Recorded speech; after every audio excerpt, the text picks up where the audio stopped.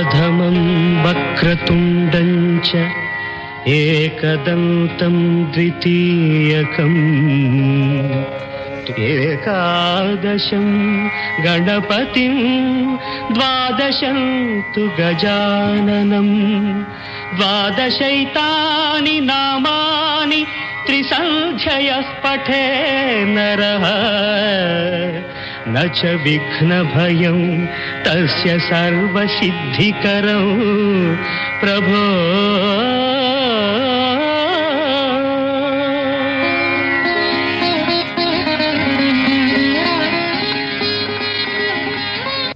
The following 2RRR program broadcast in the Kannada language is supported by the Community Broadcasting Foundation of Australia. I now call upon Ms. Anna Corina Sosa Machado, the daughter of the Nobel Peace Prize laureate Ms. Maria Corina Machado, to deliver the Nobel Peace Prize lecture for 2025. Ms. Sosa, will you please take the floor? She takes the floor on behalf of her mother to read the words her mother wrote for the occasion today.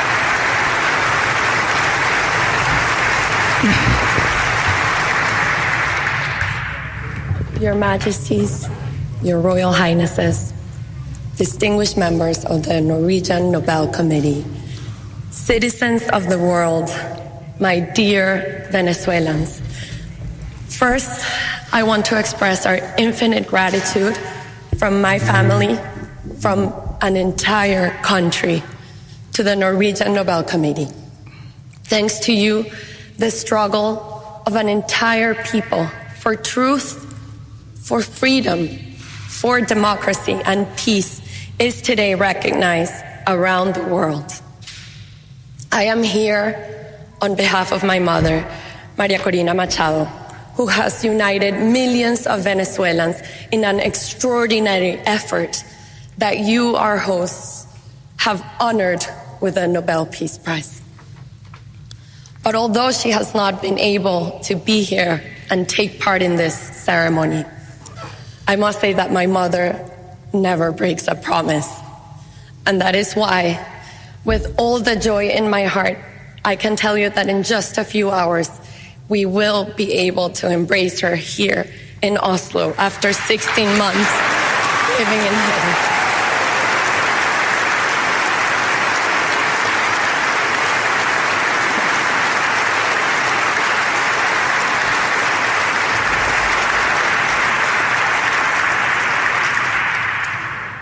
And as I await that moment to hug her, to kiss her, to embrace her after 2 years, I think of the other daughters and sons who do not get to see their mothers today. This is what drives her, what drives all of us. She wants to live in a free Venezuela, and she will never give up on that purpose. That is why we all know, and I know, that she will be back in Venezuela very soon. In the meantime, at this moment, I face the difficult task of giving voice to her words. The speech she prepared for this occasion, this is her speech.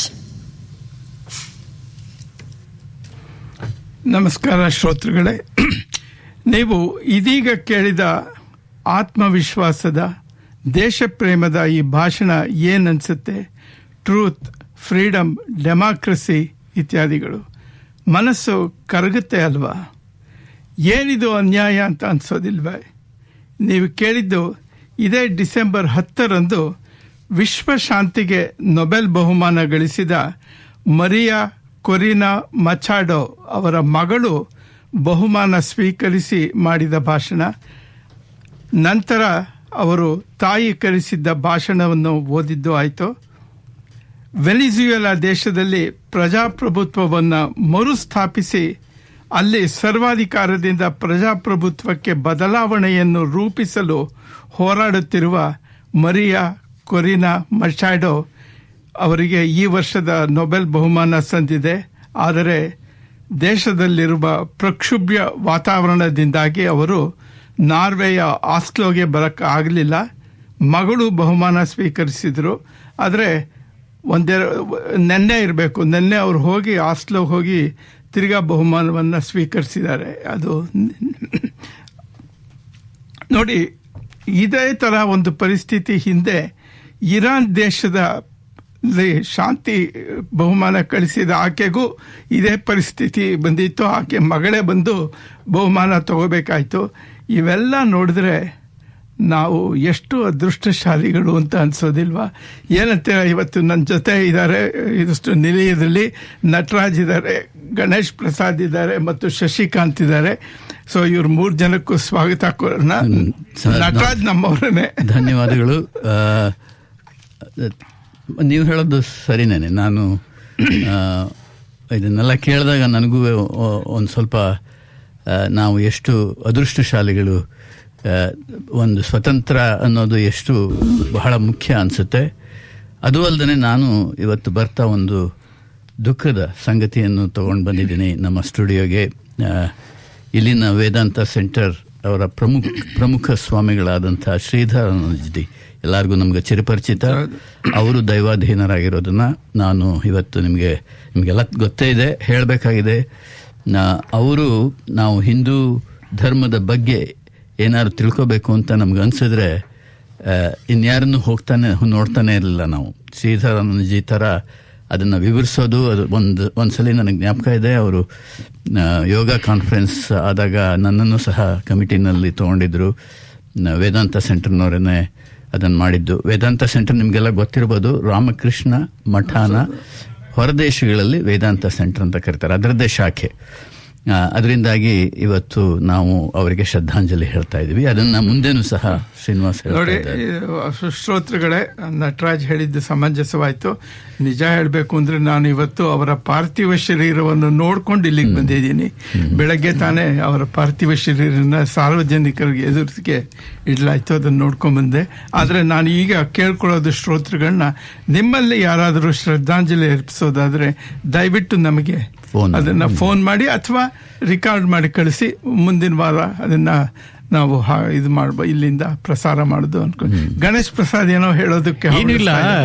ನಮಸ್ಕಾರ. ಶ್ರೀಧರಾನಂದಜಿ ಅವರ ಆತ್ಮಕ್ಕೆ ಶಾಂತಿ ಇರಲಿ.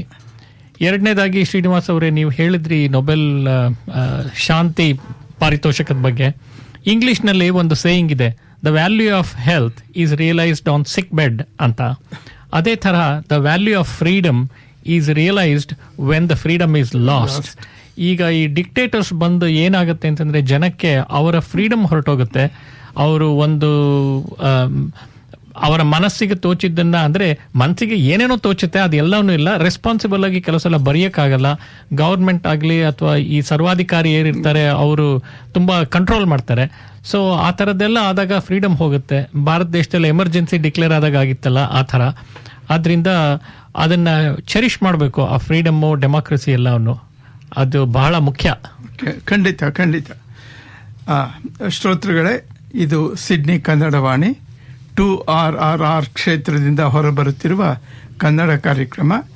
ಇವತ್ತು full bench ನಮ್ಮಲ್ಲಿ. Full bench ಅಲ್ಲ, ಆದ್ರೆ ಯಾರನ್ನೂ ವಿಚಾರಣೆ ಮಾಡ್ತಾ ಇಲ್ಲ. ಹೌಸ್ ಫುಲ್ ಆಗೋಗಿದೆ ಇವತ್ತು. ಆದ್ರಿಂದ ನಟರಾಜ್ ಅವರಿದ್ದಾರೆ, ಗಣೇಶ್ ಪ್ರಸಾದ್ ಮತ್ತು ಶಶಿಕಾಂತ್ 3 ಜನರು ಇದ್ದಾರೆ. ಇವತ್ತು ಡಿಸೆಂಬರ್ ತಿಂಗಳ 14ನೇ ತಾರೀಕು ಭಾನುವಾರ.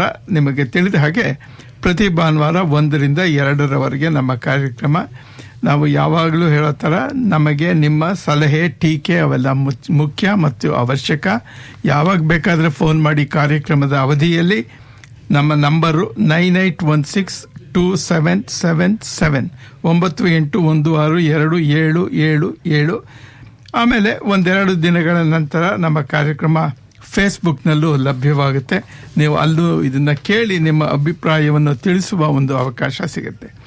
ಇನ್ನು ಇವತ್ತಿನ ಕಾರ್ಯಕ್ರಮದ ವಿವರ, ಏನು ಕಾರ್ಯಕ್ರಮ ಅಂತ ಹೇಳೋದಾದರೆ, ಹೆಚ್ಚು ಕಡಿಮೆ 2025 ನೊಬೆಲ್ ಬಹುಮಾನಗಳ ವಿತರಣೆ, ಅದಕ್ಕೆ ಸಂಬಂಧಿಸಿದ ಹಾಗೆ. ಅದಾದ ನಂತರ ಗಣೇಶ್ ಪ್ರಸಾದ್ ಅವರು ಅರ್ಪಿಸ್ತಾ ಇರುವಂಥ ಕರುನಾಡು ಬಾ ಬೆಳಕೆ ಮುಂದುವರಿಯುತ್ತೆ. ಮತ್ತು ಕೆಲವು ಸ್ಥಳೀಯ ಪ್ರಕಟಣೆಗಳು. ಆ ಪ್ರಕಟಣೆಯಲ್ಲಿ ಶ್ರೀನಿವಾಸ್ ಒಂದು ಹೇಳಬೇಕು. ದುಃಖದ ಸಮಾಚಾರ ಹೇಳಾಯ್ತಾಗ್ಲೇನೆ ಒಂದು ಸಂತೋಷದ ಸಮಾಚಾರನೂ ಹೇಳ್ಬಿಡೋಣ. ಯಾಕೆಂತಂದ್ರೆ ನಮಗೆಲ್ಲ ಇಲ್ಲಿ ಬಂದಾಗ ನಾವೆಲ್ಲ ಅವ್ರನ್ನ ಭೇಟಿ ಮಾಡಿದ್ವಿ. ವೆಂಕಟೇಶ್ ಪ್ರಸಾದ್ ಅಂತ ಭಾರತಕ್ಕೆ ಆಡಿದ್ರು, ವೇಗದ ಬೌಲರ್. ಅವರು KSCA Karnataka state cricket association president ಆಗಿ ಆಯ್ಕೆಯಾಗಿದ್ದಾರೆ, ಅಧ್ಯಕ್ಷರಾಗಿ. ಅದು ಒಂದು ಸಂತೋಷದ ವಿಷಯ. ಯಾಕೆಂತಂದ್ರೆ ಇಲ್ಲಿ ತನಕ ಬರೀ ರಾಜಕಾರಣಿಗಳು ದಬ್ಬಾಳಿಕೆ ನಡೆಸ್ತಾ ಇದ್ರು ಅಂದ್ರೆ ತಪ್ಪಾಗ್ಲಾರ್ದು. ಅದರಿಂದ ಒಬ್ರು ಕ್ರಿಕೆಟರ್ ಬಂದು ಅದರ ಸ್ಥಾನಕ್ಕೆ ಬಂದಿರೋದು ಸಂತೋಷದ ವಿಷಯ. ಸಮಂಜಸ ಮತ್ತು ಅತ್ಯಂತ ಸೂಕ್ತವಾಗಿದೆ. ಹೌದು. ಸೀತಾಕೇಶ್ವ ಅವರು ಬಂದ ತಕ್ಷಣ ಆ ಸಮಾಚಾರ ಇನ್ನು ಸಿಡ್ನಿ ಮುಟ್ಟಕ್ ಮುಂಚೆ ನನಗೆ ಸೀತಾಕೇಶ್ವ ಅವರು ನಮ್ಮ ಸಮುದಾಯದಲ್ಲಿ, ಅದು ಹೆಂಗಸರಲ್ಲಿ ಯಾರು ಕ್ರಿಕೆಟ್ ಪ್ರೇಮಿಗಳು ಯಾರು ಅಂತ ನೀವು ಕೇಳಿದ್ರೆ ಸೀತಾಕೇಶ್ವ ಅವ್ರ ಜ್ಞಾಪಕ ಬರುತ್ತೆ. ಆಮೇಲಿಂದ ಇವತ್ತು ಅವ್ರು ಕೇಳ್ತಾ ಇದ್ದಾರೆ ಅನ್ಕೊಂಡಿದ್ದೀನಿ. ಈ ಕಾರ್ಯಕ್ರಮ ನಾನು ಹೇಳಿದೆ, ನೀವೇನೆ ಅದನ್ನ ಫೋನ್ ಮಾಡಿ, ದೂರವಾಣಿ ಕರೆ ಮಾಡಿ ಅದನ್ನ ನೀವೇ ಹೇಳಿ ಅಂತ. ಆದ್ರೆ ಇಲ್ಲ ನಟ ನೀವೇ ಹೇಳ್ಬಿಡಿ ಅಂದ್ರು. ಅವರು KSCA ಮೆಂಬರ್ಶಿಪ್ ಕೂಡ ಇಟ್ಕೊಂಡಿದ್ದಾರೆ. ಹೌದು. ಈಗ ಕಾರ್ಯಕ್ರಮವನ್ನು ವಿದ್ಯುಕ್ತವಾಗಿ ಪ್ರಾರಂಭಿಸೋಣ. ಗಣೇಶ್ ಪ್ರಸಾದ್ ನಮ್ಮಲ್ಲಿ ಕಾರ್ಯಕ್ರಮಗಳನ್ನು ನಿವೇದಿಸ್ತಾ ಬಂದಿದ್ದಾರೆ. ಅವರು ಇತ್ತೀಚೆಗೆ ತಗೊಂಡಿರೋದು ಕರುಣಾಳು ಬಾ ಬೆಳಕ್ಕೆ, ಒಂದು ನೀತಿ ಪ್ರಧಾನವಾದ ಪ್ರಸಾರ ಅಂತ ಕರೀಬೋದು. ಅದರ 7 ಮತ್ತು 8ನೇ ಅಂಕಣಗಳನ್ನು ಇವತ್ತು ನಮ್ಮ ಮುಂದೆ ಇಡ್ತಾ ಇದ್ದಾರೆ. ಇದಕ್ಕೆ ಪೀಠಿಕೆ ಕೊಡೋ ಅವಶ್ಯಕತೆ ಇಲ್ಲ ಅಂತ ಭಾವಿಸ್ತೀನಿ. ಈಗ ಕೇಳೋಣ ಅವರ 7 ಮತ್ತು 8ನೇ ಕಂತು.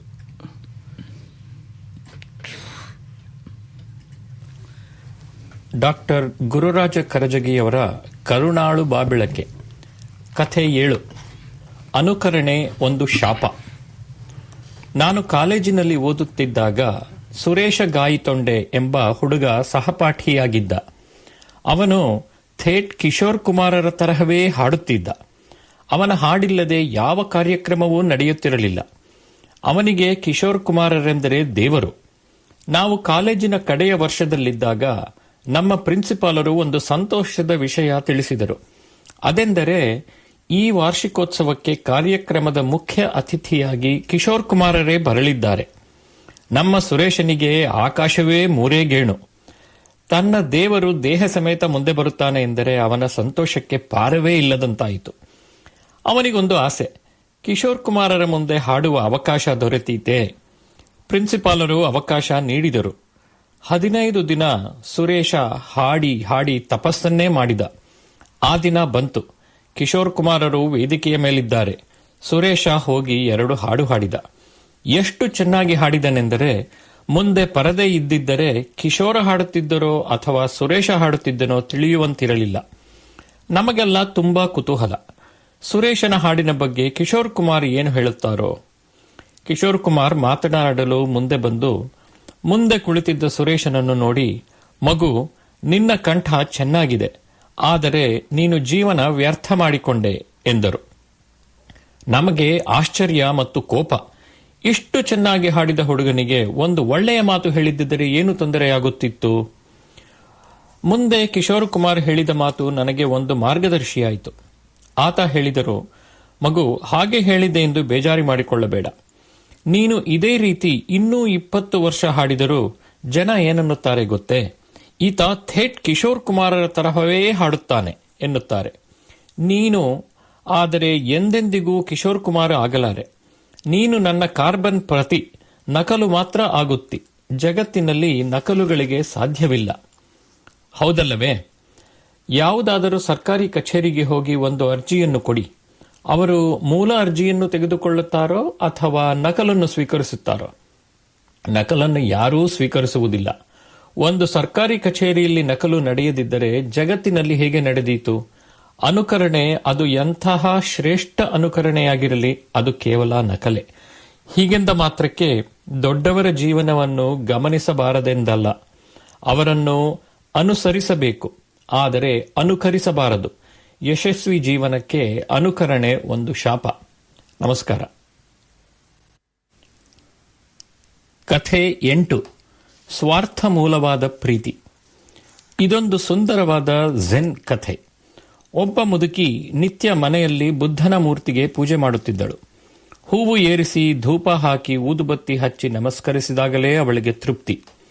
ದಿನದಿನವೂ ಪೂಜೆ ಮಾಡಿದಂತೆ ಅವಳಿಗೆ ಬುದ್ಧನ ಮೇಲೆ ಗೌರವ ಪ್ರೀತಿ ಹೆಚ್ಚುತ್ತಾ ಹೋಯಿತು. ಒಂದು ದಿನ ಅವಳು ಪೂಜೆ ಮಾಡಿ ತೃಪ್ತಿಯಿಂದ ಆ ಪುಟ್ಟ ಬಂಗಾರದ ಬುದ್ಧನ ಮೂರ್ತಿಯನ್ನೇ ನೋಡುತ್ತಾ ಕುಳಿತಿದ್ದಳು. ಎಷ್ಟು ಸುಂದರವಾದ ಮೂರ್ತಿ ನನ್ನ ಬುದ್ಧನದು, ಅದೆಷ್ಟು ಶಾಂತತೆ ಈ ಮುಖದಲ್ಲಿ, ತಾನು ಧನ್ಯೆ ಎಂದುಕೊಂಡಳು. ಆಗಲೇ ಅವಳ ಗಮನಕ್ಕೆ ಒಂದು ವಿಷಯ ಬಂತು. ಗಾಬರಿಯಾಯಿತು. ಅವಳು ಬುದ್ಧನ ಮುಂದೆ ಹಚ್ಚಿ ಇಟ್ಟ ಸುಗಂಧದ ಬತ್ತಿಯ ಹೊಗೆ ಕೋಣೆಯಲ್ಲೆಲ್ಲ ತುಂಬಿಕೊಂಡಿದೆ. ಛೇ, ಇದು ಕೇವಲ ನನ್ನ ಬುದ್ಧನಿಗೆಂದು ಹಚ್ಚಿದ ಸುಗಂಧದ ಬತ್ತಿ. ಅದು ಅವನಿಗೆ ಮಾತ್ರ ಮೀಸಲು.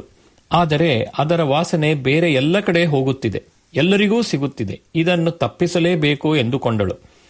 ಮನೆಯಲ್ಲಿ ಹುಡುಕಾಡಿ ಒಂದು ಸುಂದರವಾದ ಪೆಟ್ಟಿಗೆಯನ್ನು ತೆಗೆದಳು.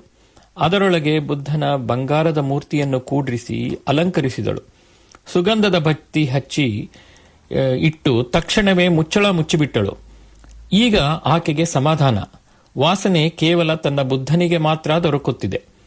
15 ದಿನ ಹೀಗೆ ನಡೆಯಿತು. ನಂತರ ಒಂದು ದಿನ ಆಕೆ ಬುದ್ಧನ ವಿಗ್ರಹವನ್ನು ಹೊರಗೆ ತೆಗೆದು ನೋಡುತ್ತಾಳೆ. ಅವನ ಮುಖವೆಲ್ಲ ಕಪ್ಪಾಗಿ ಹೋಗಿದೆ. ಆಕೆಗೆ ತುಂಬಾ ದುಃಖ ಮತ್ತು ಚಿಂತೆ. ಈ ವಿಷಯವನ್ನು ತನ್ನ ಝೆನ್ ಗುರುವಿಗೆ ತಿಳಿಸಿ ಅದರ ಕಾರಣವೇನು ಎಂದು ಕೇಳಿದಳು. ಆಗ ಆತ ಹೇಳಿದ ಮಾತು ತುಂಬಾ ಮನಮುಟ್ಟುವಂತಹುದು. ಮಗು, ಸ್ವಾರ್ಥ ಮೂಲವಾದ ಪ್ರೀತಿ ನಿನ್ನ ಭಗವಂತನ ಮುಖವನ್ನು ಕಪ್ಪು ಮಾಡುತ್ತದೆ, ಹೌದಲ್ಲವೇ? ನಿರಪೇಕ್ಷ ಭಾವದಿಂದ ತೋರಿದ ಪ್ರೀತಿ ಕಲ್ಯಾಣವನ್ನುಂಟು ಮಾಡುತ್ತದೆ. ಆದರೆ ಸ್ವಾರ್ಥದಿಂದ ಕೂಡಿದ ಪ್ರೀತಿ ಸ್ವಲ್ಪ ಕಾಲ ಚೆನ್ನಾಗಿ ತೋರಬಹುದು. ಪ್ರೀತಿಯ ಹಿಂದಿದ್ದ ಸ್ವಾರ್ಥ ಮೂಲ ಉದ್ದೇಶವನ್ನೇ ತೆಗೆದುಹಾಕಿಬಿಡುತ್ತದೆ.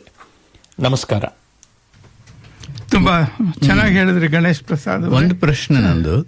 ಇವಾಗ ನೀವು ಕಿಶೋರ್ ಕುಮಾರ್ದನೆ ಹೇಳಿದ್ರಿ, ಅವನೊಂದು ಸುರೇಶ ಬಂದು ಹೌದು ಅದು ನಿಜವಾಗಿ ನಡೆದಿದ್ದ? ಇದು ನಿಜವಾಗಿ ನಡೆದಿದ್ದು. ಯಾಕೆ ಅಂತಂದ್ರೆ ಡಾಕ್ಟರ್ ಗುರುರಾಜ ಕರ್ಜಿಗಿಯವರು ಅವರ ಜೀವನದಲ್ಲಿ ಏನಾಯ್ತು, ಅದ ಜೊತೆಗೆ ಅವರು ಹೊರಗಡೆ ಏನ್ ನೋಡಿದ್ರು, ಏನೇನು ನಡೆದಿತ್ತು, ಅದನ್ನೆಲ್ಲವನ್ನು ಗಮನದಲ್ಲಿ ಇಟ್ಕೊಂಡು ಎಲ್ಲವನ್ನು ರೆಕಾರ್ಡ್ ಮಾಡಿಕೊಂಡು ಅವ್ರು ಈ ಕಥೆಗಳನ್ನ ಬರೆದಿದ್ದಾರೆ. ಅದಕ್ಕೆ ಅದರ ತತ್ವ ಏನು ಅಂತ ಆಮೇಲೆ ಹೇಳ್ತಾರೆ. ಹೌದು, ಅವರು ಕತೆ ಹೇಳೋದ್ರಲ್ಲಿ ನಿಮ್ಗೆ ಗಮನಿಸಿರಬಹುದು. ಅವರು ಒಂದು ಕಥೆನ ಹೇಳ್ತಾ ಹೋಗ್ತಾರೆ. ಆಮೇಲಿಂದ ಸ್ವಲ್ಪ ಹೊತ್ತಾಗತ್ಲು ಅವರು ಮಾತಿನ ಶೈಲಿನಲ್ಲಿ ಒಂಚೂರು ಹೇಳ್ತಾರೆ. ಅದು ಅಲ್ಲಿಗೆ ಅವರ ಒಂದು ವಿವರಣೆ ಕೂಡ ಇರುತ್ತೆ. ಬಹಳ ಸೊಗಸಾಗಿದೆ, ತುಂಬಾ ಚೆನ್ನಾಗಿದೆ, ತುಂಬಾ ಜನಪ್ರಿಯವಾಗಿದೆ ನಿಮ್ಮ ಕಾರ್ಯಕ್ರಮ. ಅದು ಅನುಕರಿಸು ಇದೆಯಲ್ಲ, ಹೌದು, ಅದು ಮಾತ್ರ ಅದು ತುಂಬಾ ಜನಕ್ಕೆ ಅನ್ವಯಿಸುತ್ತೆ. ಅದು ನಾವು ಅದನ್ನ ಮರೆತು ಬಿಡ್ತೀವಿ. ಯಾವುದೋ ಒಂದು ಸಿನಿಮಾ ಹಾಡೇ ಹೇಳಿ, ಯಾವುದೋ ಶಾಸ್ತ್ರೀಯವಾದ ಸಂಗೀತ ಹೇಳಿ, ಅಥವಾ ಏನೇ ಮಾಡ್ಲಿ, ಇನ್ನೊಬ್ರನ್ನ ಅನುಕರಿಸ್ಬಿಟ್ರೆ ನಾವು ಗ್ರೇಟ್ ಅಂತ ನಾವು ಭಾವಿಸ್ತಾ ಇರ್ತೀವಿ. ಅದು ಎಷ್ಟು ಪೆದ್ದತನ ಅನ್ನೋದನ್ನ ತೋರಿಸ್ಕೊಡುತ್ತೆ. ಹಾಗೆ ಇನ್ನೊಂದರಲ್ಲಿ ಸ್ವಾರ್ಥ ಮತ್ತು ನಿರಪೇಕ್ಷತೆ. ನಾವು ಸ್ವಾರ್ಥದಿಂದ ಏನ್ ಮಾಡಿದ್ರು ಅದು ವ್ಯರ್ಥ ಅನ್ನೋದು ತುಂಬಾ ಚೆನ್ನಾಗಿ ಮಾಡಿದ್ದಾರೆ. ಇವಾಗ ನಾವು ಒಂದು ಸ್ಪಾನ್ಸರ್ ಸಂದೇಶ ಕೇಳಿ ಮುಂದಕ್ಕೆ ಹೋಗೋಣ. ಕೇಳಿ, ಇದು ಒಂದು ಸ್ಪಾನ್ಸರ್ ಸಂದೇಶ.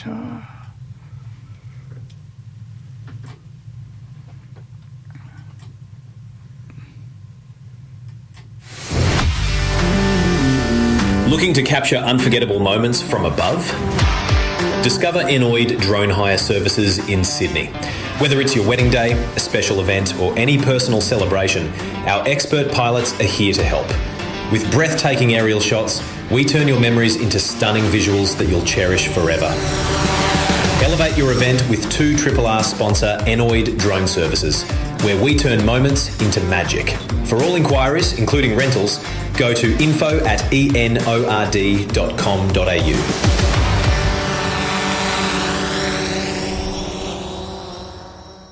It can happen at any age.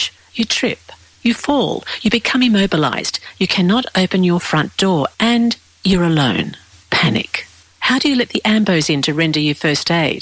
Well, consider a knockbox. A knockbox for New South Wales Ambulance and other emergency services refers to a lockbox with a special access code. This would allow paramedics and other services to gain access to your property without breaking doors or windows, and that could save your life. For details on how to register and for what you need, search ambulance-general inquiry at health.nsw.gov.au and scroll down. Ho, ho, ho. Hi, hello and howdy from a historic and haunted Henley Cottage on the outskirts of Hunters Hill, Henley and Huntleys Point. Welcome one and all to the wonderful world of Ride Regional Radio. My name's Michael Parsons and I wish all who listen a happy and holy Christmas and looking forward to a spectacular new year ahead on 88.5 FM. And as I always say, if you see someone without a smile, you give them one of yours. ಈಗ Nobel ಬಹುಮಾನಗಳ ಬಗ್ಗೆ ಮಾತಾಡೋಣ. Nobel ಬಹುಮಾನಗಳ ಬಗ್ಗೆ ಪ್ರತ್ಯೇಕವಾಗಿ ಹೇಳುವ ಅವಶ್ಯಕತೆ ಇಲ್ಲ ಅನಿಸುತ್ತೆ. ಆ ನೊಬೆಲ್ ಬಹುಮಾನ ಗಳಿಸಿದವರು ಒಂದು ರೀತಿಯಲ್ಲಿ ಸೀಮಾ ಪುರುಷರು ಅಂತ ಕರೀಬಹುದು. ನಾವು ಅಥವಾ ನಮ್ಮ ಮನುಕುಲ ಕಂಡಿರುವಂಥ ಅತಿ ಉತ್ಕೃಷ್ಟ ಬಹುಮಾನ ಅಂದರೆ ನೊಬೆಲ್ ಬಹುಮಾನ. ಅದರಲ್ಲಿ ಎರಡು ಮಾತಿಲ್ಲ. ಬಹುಮಾನಿತರು ಯಾವುದೋ ಅಸಾಮಾನ್ಯ ಆವಿಷ್ಕಾರ ಮಾಡಿರಬಹುದು, ಉತ್ತಮ ಸಾಹಿತ್ಯ ಕೃತಿ ರಚಿಸಿರಬಹುದು, ಅಥವಾ ವಿಶ್ವಶಾಂತಿಗೆ ತಮ್ಮನ್ನು ವಿನಿಯೋಗಿಸಿಕೊಂಡಿರ್ಬೋದು. ಇದೇ ಡಿಸೆಂಬರ್ 10ರಂದು ಈ ವರ್ಷದ ಬಹುಮಾನಗಳನ್ನು ವಿನಿಯೋಗಿಸಿದರು. ಯಾರು ಈ ವರ್ಷದ ಬಹುಮಾನ ಗಳಿಸಿದವರು, ಅವ್ರನ್ನ ಹೇಗೆ ಅವ್ರನ್ನ ಬಹುಮಾನದ ವೇದಿಕೆಗೆ ಕರೆದ್ರು, ಅದಾದಮೇಲೆ ಮುಂದೆ ನಡೆದ ಬ್ಯಾಂಕ್ವೆಟ್ಟಲ್ಲಿ ಅವರು ಉತ್ತರವಾಗಿ ಏನು ಹೇಳಿದ್ರು, ಅದನ್ನು ಸ್ಥೂಲವಾಗಿ ಇವತ್ತು ಪರಿಚಯ ಮಾಡಿಕೊಳ್ಳೋಣ. ಆದರೆ ಇದಕ್ಕೆ ಮುಂಚೆ ಇನ್ನೊಂದು ಕುತೂಹಲ ಇದೆ. ಅದೇನು ಅಂದರೆ, ಆಲ್ಫ್ರೆಡ್ ನೊಬೆಲ್ ಈ ಬಹುಮಾನಗಳನ್ನು ಕೊಡೋ ಹಾಗೆ ತನ್ನ 3 ಸಲ ಅವನು ವಿಲ್ ಬರೆದ. 2 ವಿಲ್ಲನ್ನು ಕ್ಯಾನ್ಸಲ್ ಮಾಡಿ 3ನೇ ವಿಲ್ನಲ್ಲಿ ನೊಬೆಲ್ ಬಹುಮಾನಗಳು ಕೊಡೋದು ಅಂತ ಮಾಡ್ದ. ಯಾಕೆ, ಏನು ಕಾರಣ ಅದರ ಹಿಂದೆ ಅನ್ನೋದು ಅತ್ಯಂತ ಕುತೂಹಲಕಾರಿಯಾದ ಒಂದು ಚಾರಿತ್ರಿಕ ಅಂಶ. ಅದನ್ನು ಕೇಳೋಣ. ಬಟ್ ಅದಕ್ಕೆ ಮುಂಚೆ ಒಂಚೂರು ಮನೋರಂಜನೆ ಅಂತ ಹೇಳಿ ನೋಡಿ. ನೊಬೆಲ್ ಪ್ರೈಸ್ ಕೊಡುವಾಗ ಜೊತೆ ಒಂದು ವಾರ ಸ್ಟಾಕ್ಹೋಮ್ನಲ್ಲಿ ಅನೇಕ ಘಟನೆಗಳಾಗತ್ತೆ. ಅದರಲ್ಲಿ ಒಂದು ಘಟನೆ ನೊಬೆಲ್ ಕಾನ್ಸರ್ಟ್ ಅಂತ. ಪ್ರತಿ ವರ್ಷ ಒಬ್ಬ ದೊಡ್ಡ ಸಂಗೀತಗಾರರನ್ನ ಕರೆಸಿ ಅವ್ರ ಕೈಲಿ ಒಂದು ಕಚೇರಿ ಮಾಡಿಸ್ತಾರೆ. ಆದರೆ ಈ ವರ್ಷದ ಕಚೇರಿ ಆಗಿದ್ದನ್ನು ಅದನ್ನು ಒಂದು ಚೂರು ತುಣುಕು ಆಮೇಲೆ ನೋಡೋಣ. ಆದರೆ ನನಗೆ ಜ್ಞಾಪಕಕ್ಕೆ ಬರೋದು 2014ರಲ್ಲಿ ಇದಕ್ಕೆ ಸಂದರ್ಭದಲ್ಲಿ ಅಮ್ಜದ್ ಅಲಿ ಖಾನ್ ಅವ್ರನ್ನ ಆಹ್ವಾನ ಮಾಡಿ ಅಮ್ಜದ್ ಅಲಿ ಖಾನ್ ನೊಬೆಲ್ ಕಾನ್ಸರ್ಟ್ ಕೊಟ್ಟರು ಆ ಸಲ. ಯಾಕೆಂದ್ರೆ ಆ ವರ್ಷ ಭಾರತೀಯರೊಬ್ಬರಿಗೆ ನೊಬೆಲ್ ಪ್ರೈಸ್ ಬಂದಿತ್ತು, ಅಂಡ್ ಪಾಕಿಸ್ತಾನದ ಹುಡುಗಿಗೆ ನೊಬೆಲ್ ಪ್ರೈಸ್ ಬಂತಲ್ಲ, ಅದಕ್ಕೋಸ್ಕರ ಭಾರತದ ಇವ್ರನ್ನ ಕರೆಸಿ ಕೊಟ್ಟರು. ಆವಾಗ ಅಮ್ಜದ್ ಅಲಿ ಖಾನು ವಿಶ್ವಶಾಂತಿ ಅಂತ ಒಂದು ಕಾಂಪೋಸಿಷನ್ ಅಲ್ಲಿ ಪ್ರೆಸೆಂಟ್ ಮಾಡಿದ್ರು. ಅದನ್ನು ಕೇಳೋಣ, ಸ್ಥೂಲವಾಗಿ ಕೇಳಿ.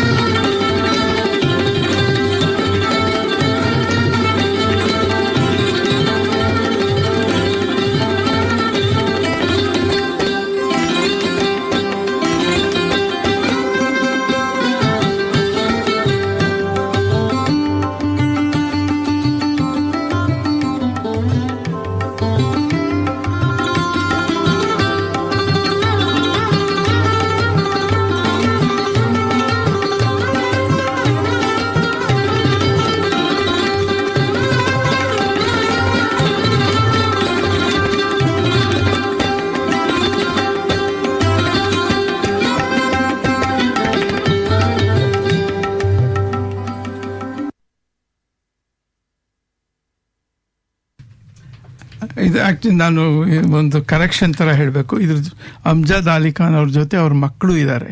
ಅವರಿಬ್ಬರು ಮಕ್ಕಳು 3 ಜನವೂ ಒಟ್ಟಿಗೆ ನುಡಿಸಿರುವಂಥದ್ದು.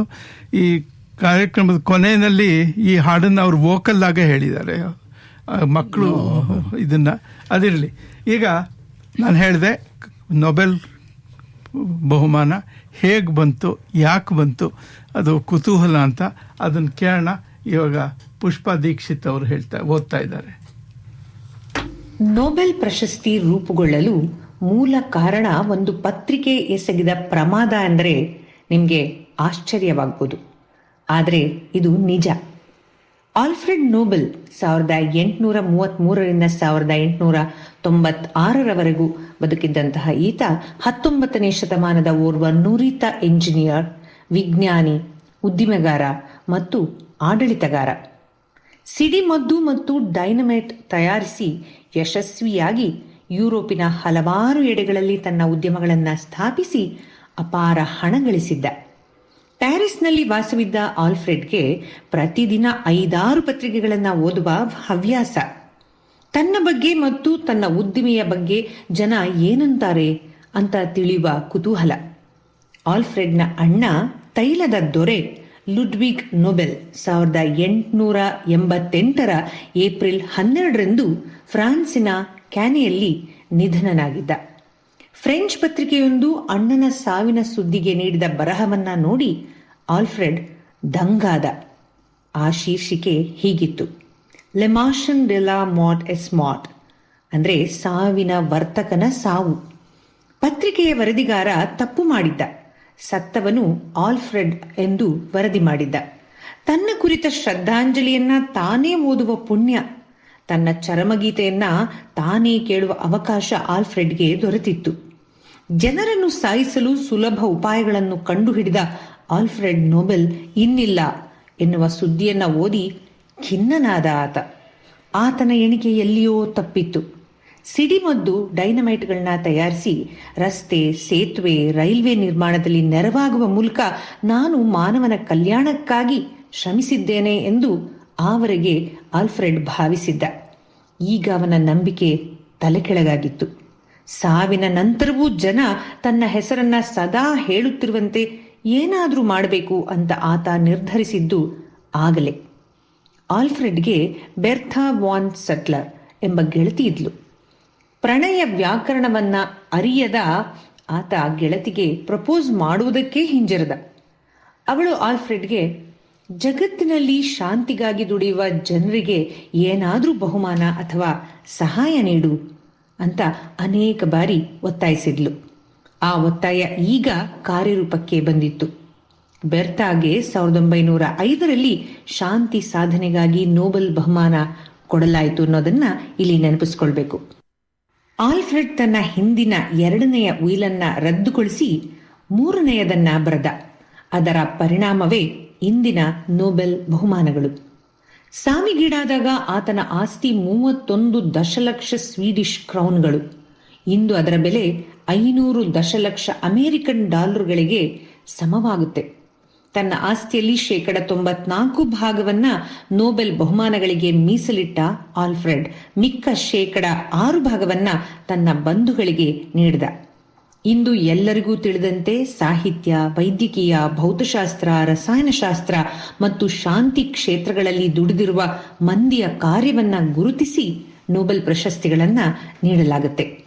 1969ರಲ್ಲಿ ಅರ್ಥಶಾಸ್ತ್ರಕ್ಕೆಂದೇ ಮತ್ತೊಂದು ಪ್ರಶಸ್ತಿಯನ್ನ ಸ್ಥಾಪಿಸಲಾಯಿತು. 2020ರಲ್ಲಿ ಪ್ರತಿ ನೊಬೆಲ್ ಪ್ರಶಸ್ತಿಯ ಮೊತ್ತ 1.2 ದಶಲಕ್ಷ ಅಮೆರಿಕನ್ ಡಾಲರ್ಗಳಷ್ಟಿದೆ.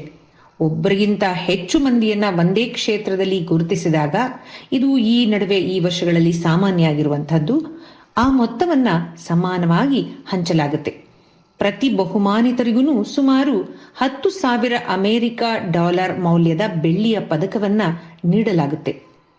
ಸಾವಿನ ಸುತ್ತಮುತ್ತ ಪ್ರಶಸ್ತಿ ನೀಡುವುದಕ್ಕೆ ಸಂಬಂಧಿಸಿದಂತೆ ಆಲ್ಫ್ರೆಡ್ ತನ್ನ ಉಯಿಲನ್ನ ಬದಲಿಸಿದ ನಂತರ ಆತನ ಜೀವನದಲ್ಲಿ ಪ್ರಮುಖ ಬದಲಾವಣೆಗಳಾದವು. ಫ್ರೆಂಚ್ ಸರ್ಕಾರ ಡೈನಮೈಟ್ ತಯಾರಿಸಲು ಆತನಿಗೆ ನೀಡಿದ್ದ ಅನುಮತಿಯನ್ನ ರದ್ದುಗೊಳಿಸಿತು. ಹೀಗಾಗಿ ಆಲ್ಫ್ರೆಡ್ ಪ್ಯಾರಿಸ್ ಬಿಟ್ಟು ಇಟಲಿಯ ಸ್ಯಾನ್ ರೆಮೋಗೆ ಹೋಗಿ ನೆಲೆಸಿ ಅಲ್ಲಿ ತನ್ನ ಉದ್ದಿಮೆಯನ್ನ ಪ್ರಾರಂಭಿಸಿದ. ಅವನು ಅಲ್ಲಿಯೇ 1896 ಡಿಸೆಂಬರ್ 10 ನಿಧನನಾದ. ನೊಬೆಲ್ ಬಹುಮಾನಗಳನ್ನು ಇಂದಿಗೂ ಅದೇ ದಿನ ವಿತರಣೆ ಮಾಡಲಾಗುತ್ತೆ, ಶಾಂತಿ ಬಹುಮಾನವನ್ನ ಹೊರತುಪಡಿಸಿ. ಆಲ್ಫ್ರೆಡ್ ಶ್ರೀಮಂತನಾದರೂ ಅವನು ಸತ್ತಾಗ ಯಾವ ಬಂಧುವೂ ಜೊತೆಯಲ್ಲಿ ಇರಲಿಲ್ಲ. ಅವನನ್ನು ಸುತ್ತುವರೆದಿದ್ದವರು ಅವನ ಸೇವಕರು. ಯುರೋಪ್ನ 5-6 ಭಾಷೆಗಳಲ್ಲಿ ಸಲೀಸಾಗಿ ಮಾತನಾಡುತ್ತಿದ್ದ ಆತನಿಗೆ ಸಾವಿನ ಸಂದರ್ಭದಲ್ಲಿ ಸ್ವೀಡಿಷ್ ಬಿಟ್ಟು ಮತ್ತೇನೂ ಮಾತನಾಡಲು ಆಗ್ತಿರಲಿಲ್ಲ. ಪಾರ್ಶ್ವವಾಯು ಪರಿಣಾಮದಿಂದ ಮಾತೃಭಾಷೆಯನ್ನ ಬಿಟ್ಟು ಉಳಿದ ಭಾಷೆಗಳು ಸ್ಮೃತಿ ಪಟಲದಲ್ಲಿ ನಿಷ್ಕ್ರಿಯವಾಗಿದ್ವು. ಸಾಯುವ ಸಮಯದಲ್ಲಿ ಆತ ಹೇಳಿದ ಮಾತುಗಳು ಯಾರಿಗೂ ಅರ್ಥವಾಗಲಿಲ್ಲ. ಸಮೀಪವಿದ್ದ ಸೇವಕರಿಗೆ ತಿಳಿದ ಏಕೈಕ ಪದ ಟೆಲಿಗ್ರಾಮ್. ಹೀಗಾಗಿ ಸೇವಕರು ನೊಬೆಲ್ನ ಬಂಧುಗಳಿಗೆ ಟೆಲಿಗ್ರಾಮ್ ಮೂಲಕ ಸುದ್ದಿ ತಿಳಿಸಿದರು. ತನ್ನ ಉಯಿಲನ್ನು ಜಾರಿಗೆ ತರಲು ಆಲ್ಫ್ರೆಡ್ ತನ್ನ ಸಹಾಯಕರಾದ ರಗ್ನಾರ್ ಸೋಲ್ಮನ್ ಮತ್ತು ರುಡಾಲ್ಫ್ ಲೆಲಿಂಗ್ವೆಸ್ ಇವರುಗಳನ್ನ ನೇಮಿಸಿದ್ದ. ಅವರಿಬ್ಬರ ಜೊತೆಗೆ ಹೆಗಲೆಣೆಯಾಗಿ ಶ್ರಮಿಸಿದ್ದು ಆಲ್ಫ್ರೆಡ್ ಅಣ್ಣ ಲುಡ್ವಿಗ್ನ ಮಗ ಇಮ್ಯಾನ್ಯುಯಲ್. ಉಯಿಲನ್ನು ಕಂಡ ಬಂಧುಗಳು ಕುಪಿತರಾಗಿ ಕೋರ್ಟ್ ಮೊರೆ ಹೊಕ್ಕರು. ಸ್ವೀಡನ್ನಿನ ರಾಜ ಕಿಡಿಕಾರ್ದ. ನೆರೆಯ ರಾಷ್ಟ್ರವಾದ ನಾರ್ವೆ ಶಾಂತಿ ಬಹುಮಾನವನ್ನ ನಿರ್ಧರಿಸುವುದು ದೇಶದ್ರೋಹವೆಂದೇ ಬಗೆದ. ಒಂದು ಪತ್ರಿಕೆ ನೊಬೆಲ್ಲೂ ಬೇಡ, ಅವನ ಮಿಲಿಯಗಟ್ಟಲೆ ಹಣವೂ ಬೇಡ ಅಂತ ಬರೆಯಿತು. ಹಲವು ಪತ್ರಿಕೆಗಳು ನೊಬೆಲ್ ದೇಶದ್ರೋಹಿ ಎಂದು ಅವನನ್ನು ಖಂಡಿಸಿದವು. ಒಂದು ಪತ್ರಿಕೆ ಮಾತ್ರ ಇದು ನಮ್ಮ ಸಂಸ್ಕೃತಿಯ ಚರಿತ್ರೆಯಲ್ಲಿ ನಡೆದು ಹೋದ ಒಂದು ಅತಿ ಮಹತ್ವದ ಘಟನೆ ಅಂತ ಅವನನ್ನ ಕೊಂಡಾಡಿತು. ಬಹುಮಾನಿತರನ್ನ ಆಯ್ಕೆ ಮಾಡಲು ನೊಬೆಲ್ ಕೆಲವು ಸಂಸ್ಥೆಗಳನ್ನ ಹೆಸರಿಸಿದ್ದ. ಶಾಂತಿ ಪ್ರಶಸ್ತಿಗೆ ನಿಯೋಜಿತವಾಗಿದ್ದ ನಾರ್ವೆಯ ಸಂಸ್ಥೆಯೊಂದರ ಹೊರತು ಮಿಕ್ಕ ಸಂಸ್ಥೆಗಳು ಇದು ನಮ್ಮಿಂದಾಗದ ಕೆಲಸ ಅಂತ ಕೈ ತೊಳೆದುಕೊಂಡವು. ಸರಿಯಾದ ದಿಕ್ಕಿನಲ್ಲಿ ಅತ್ಯುತ್ತಮ ಕೃತಿಯನ್ನು ರಚಿಸಿರುವವರಿಗೆ ನೀಡತಕ್ಕದ್ದು ಎಂದು ಸಾಹಿತ್ಯ ಕ್ಷೇತ್ರದ ಆಯ್ಕೆಯ ಬಗ್ಗೆ ನೊಬೆಲ್ ತನ್ನ ಉಯಿಲಿನಲ್ಲಿ ಸೂಚಿಸಿದ್ದ. ಆಯ್ಕೆ ಮಾಡಬೇಕಾಗಿದ್ದ ಸಂಸ್ಥೆ ಸರಿಯಾದ ದಿಕ್ಕು ಅಂದ್ರೆ ಏನು, ಅದನ್ನ ಯಾರು ನಿರ್ಧರಿಸುತ್ತಾರೆ ಅಂತ ಕೇಳಿತು. ಹೀಗೆ ಪ್ರತಿಯೊಬ್ಬರೂ ಒಂದಲ್ಲ ಒಂದು ತಕರಾರು ಎತ್ತಿದರು. ನೊಬೆಲ್ ಉಯಿಲು ಜಾರಿಗೊಳಿಸಲು ಟೊಂಕ ಕಟ್ಟಿ ನಿಂತ 3 ದೇಶದಿಂದ ದೇಶಕ್ಕೆ, ಕಚೇರಿಯಿಂದ ಕಚೇರಿಗೆ, ನ್ಯಾಯಾಲಯದಿಂದ ನ್ಯಾಯಾಲಯಕ್ಕೆ 5 ವರ್ಷಗಳ ಕಾಲ ಅಲೆದಾಡಿದ್ರು. ಪ್ರಾಣ ಭಯವೂ ಅವರನ್ನ ಕಾಡಿತು. ಅಂತೂ ಕಡೆಗೆ 1900 ಜೂನ್ 29 ನೊಬೆಲ್ ಪ್ರಶಸ್ತಿ ಊರ್ಜಿತವಾಯಿತು. ಸೋಲ್ಮನ್ ಮತ್ತು ಆತನ ಗೆಳೆಯರು ತಮ್ಮ ಕೆಲಸದಲ್ಲಿ ಸೋತಿದ್ದರೆ ಪ್ರಾಯಶಃ ನೊಬೆಲ್ ಬಹುಮಾನವೇ ರೂಪುಗೊಳ್ತಿರ್ಲಿಲ್ವೋ ಏನೋ. ಹಾಗೆಯೇ ಫ್ರೆಂಚ್ ಪತ್ರಿಕೆ ನಿಧನದ ಸುದ್ದಿಯನ್ನು ತಪ್ಪಾಗಿ ಪ್ರಕಟಿಸದೆ ಹೋಗಿದ್ದರೂ ಪ್ರಶಸ್ತಿ ಸ್ಥಾಪಿಸುವ ವಿಚಾರ ನೊಬೆಲ್ ಮನಸ್ಸಿಗೆ ಬರ್ತಿರ್ಲಿಲ್ಲ. ಮೊಟ್ಟ ಮೊದಲ ನೊಬೆಲ್ ಬಹುಮಾನ ಗಳಿಸಿದಾತ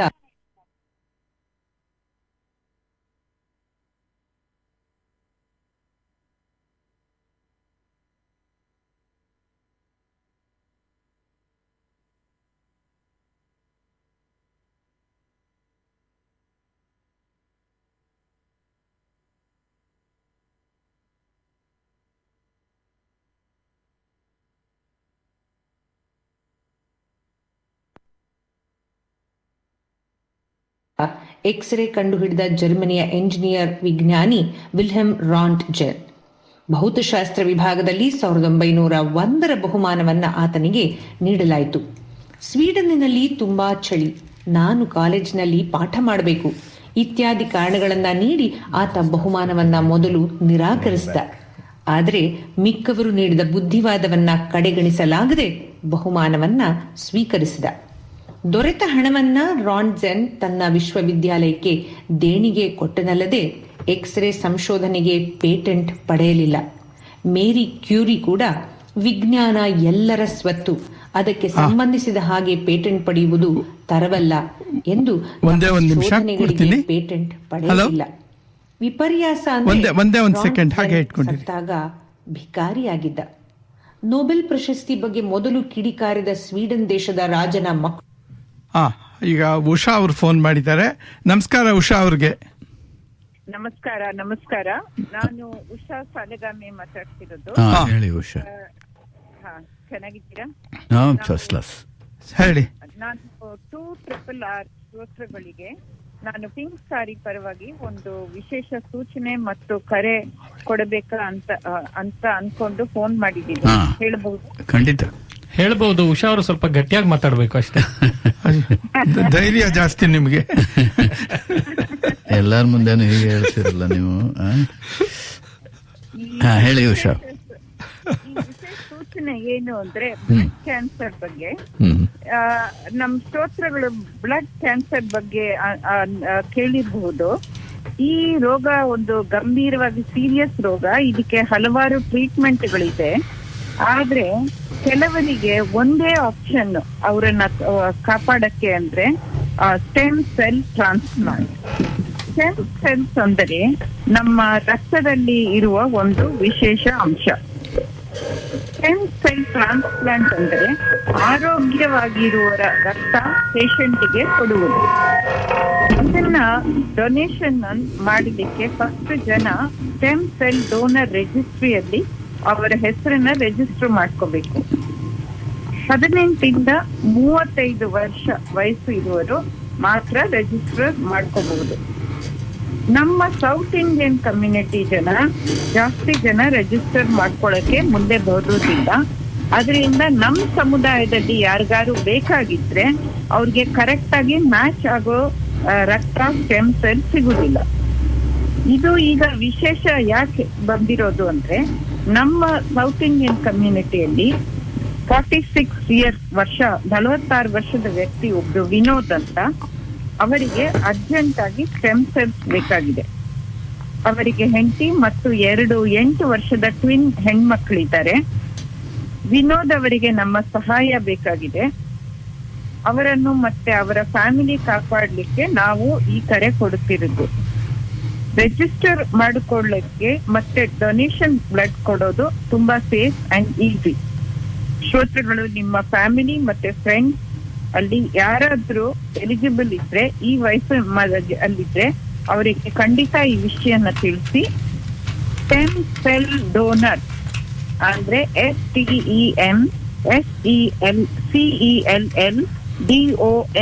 STEMCELLDONORS stem cell donor one word .org.au.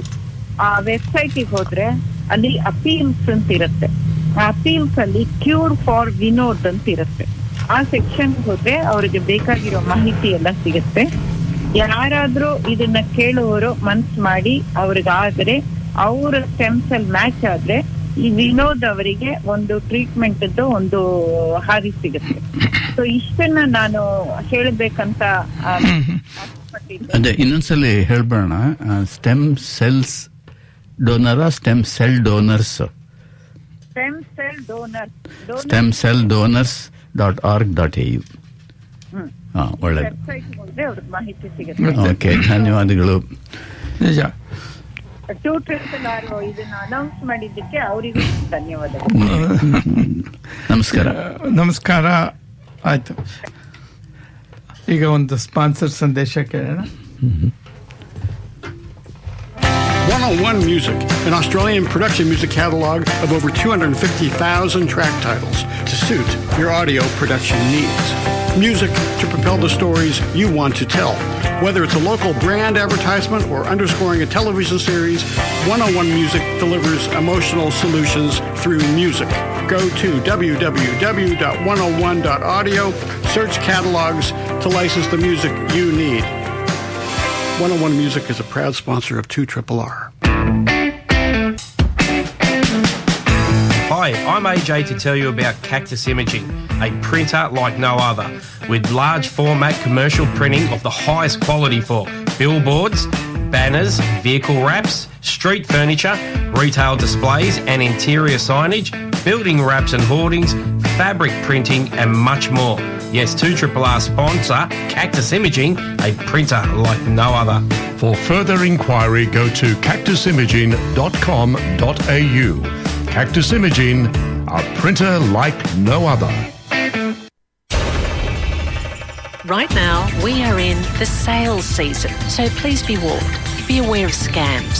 These include fake shopping websites, dodgy posts, and deals just too good to be true. Here are some warning signs to watch out for on shopping sites you visit. Prices are much lower than anywhere else. Spelling mistakes and poor grammar, no refund or return policy page, and vague or minimal contact information. For more information, search online shopping/NSW government.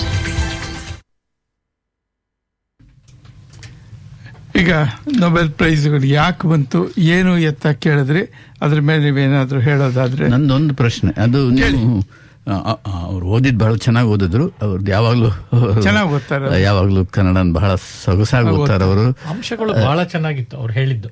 ಅಲ್ಲ, ಅವ್ರು ಹೇಳಿದ್ ಸರಿ, ಅದನ್ನ ಬರೆದಿದ್ ನೀವಲ್ವಾ? ಹೌದು, ಅದೇ ನೀವು ಬರೆದು ಕಳಿಸಿದ್ರಿ.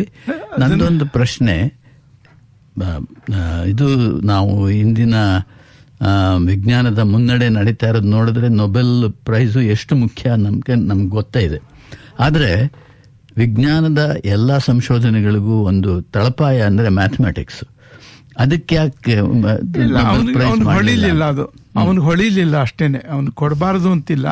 ಅದಕ್ಕೆ ಇವಾಗ ಸೋಷಿಯಲ್ ಮೀಡಿಯಾದಲ್ಲಿ ಏನೇನೋ ಕಟ್ಟುಕತೆ ಹೇಳ್ತಾ ಇದ್ದಾರೆ, ಆದ್ರೆ ಇಲ್ಲ, ಅವನಿಗೆ ಹೊಳಿಲಿಲ್ಲ ಅಷ್ಟೇನೆ. ಆದ್ರೆ ನೋಡಿ, ನೀವು ಹೇಳಿದ್ರೆ ಅರ್ಥಶಾಸ್ತ್ರಕ್ಕೆ 2015ರಲ್ಲಿ ಹೊಸದಾಗಿ ಇನ್ಸ್ಟಿಟ್ಯೂಟ್ ಮಾಡಿದ್ರು ಅಂತ, ಅದೇ ರೀತಿ ಗಣಿತಶಾಸ್ತ್ರ ಇಲ್ಲ ಮಾಡ್ತಾ ಇಲ್ಲ. ಇಲ್ಲ ಇಲ್ಲ ಇಲ್ಲ ಹೇಳ್ತೀನಿ, ಅರ್ಥಶಾಸ್ತ್ರಕ್ಕೆ ಕೊಡ್ತಾ ಇರೋದು ಒಂದು ಬ್ಯಾಂಕು, ನೊಬೆಲ್ ಕಮಿಟಿಯಿಂದ ಒಂದು ಪೈಸಾನು ಕೊಡೋಲ್ಲ ಅದಕ್ಕೆ.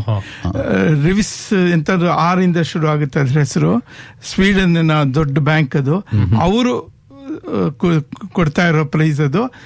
ನೊಬೆಲ್ ಹೆಸರಿನಲ್ಲೇ ಇರ್ಲಿ ಅಂತ ಕೊಡ್ತಾ ಇದ್ದಾರೆ ಅಷ್ಟೇನೆ, ಸ್ಪಾನ್ಸರ್ ಮಾಡಿದ್ದಾರೆ, ಸ್ಪಾನ್ಸರ್ ತರ. ಅದಕ್ಕೋಸ್ಕರ ಮ್ಯಾಥಮೆಟಿಕ್ಸ್ ನವರು ಫೀಲ್ಡ್ ಪ್ರೈಸ್ ಅಂತ ಇಟ್ಕೊಂಡಿದ್ದಾರೆ. ಫೀಲ್ಡ್ ಪ್ರೈಸು ನೊಬೆಲ್ ಪ್ರೈಸ್ಗೆ ಸಮಾನ ಅಂತಾನೆ. ಅದು ನಮ್ಗೆ ಆಶ್ಚರ್ಯನೇ. ಆದ್ರೆ ಮುಕ್ಕಾಲ್ಪಲ್ ನೊಬೆಲ್ ಹೊಳಿಲಿಲ್ಲ ಅಷ್ಟೇ. ಆದ್ರೂ ಅಲ್ಲದೆ ಆಗ ನಾವು 100 ವರ್ಷದ ಹಿಂದೆ ನೋಡ್ತಾ ಇದ್ದೀವಿ. 100 ವರ್ಷದ ಹಿಂದೆ ಫಿಸಿಕ್ಸ್ ಕೆಮಿಸ್ಟ್ರಿ ಎಷ್ಟು ಜೀವಂತವಾಗಿತ್ತು ಅಂದ್ರೆ ಅದನ್ನ ನೋಡಿದವ್ರಿಗೆ ಗೊತ್ತು.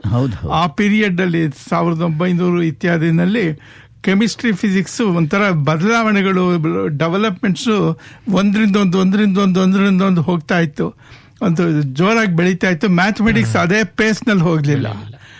ಆದ್ರೆ ಲಿಟ್ರೇಚರ್ ಗೊತ್ತೇ ಇದೆ, ವಿಶ್ವಶಾಂತಿ ಗೊತ್ತಿದೆ. ಇದೇ ತರ ಇನ್ನೊಂದು ಸಾಕಷ್ಟು ಚರ್ಚಾಸ್ಪದ ವಿಚಾರ ಅಥವಾ ಚರ್ಚೆ ಆಗಿರೋ ವಿಚಾರ ಅಂತಂದ್ರೆ, ನೊಬೆಲ್ ಶಾಂತಿ ಪಾರಿತೋಷಕನ ಗಾಂಧಿಗೆ ಕೊಡ್ಲಿಲ್ಲ. ಅದನ್ನ ಇನ್ನೊಂದು ಪಾರ್ಟ್ ಬರ್ದಿದ್ದೀನಿ, ಇದೆ ಪಾರ್ಟ್ 2 ಇದೆ, ಅದನ್ನು ಪುಷ್ಪಾ ದೀಕ್ಷಿತ್ ಓದಿದ್ದಾರೆ.